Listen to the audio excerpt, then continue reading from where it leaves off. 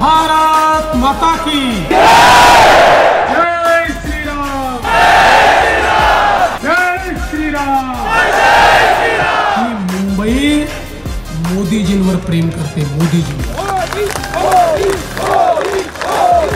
बंधू भगिनींनो, या संकल्पामध्ये तुमचा आशीर्वाद हा महत्वाचा आहे।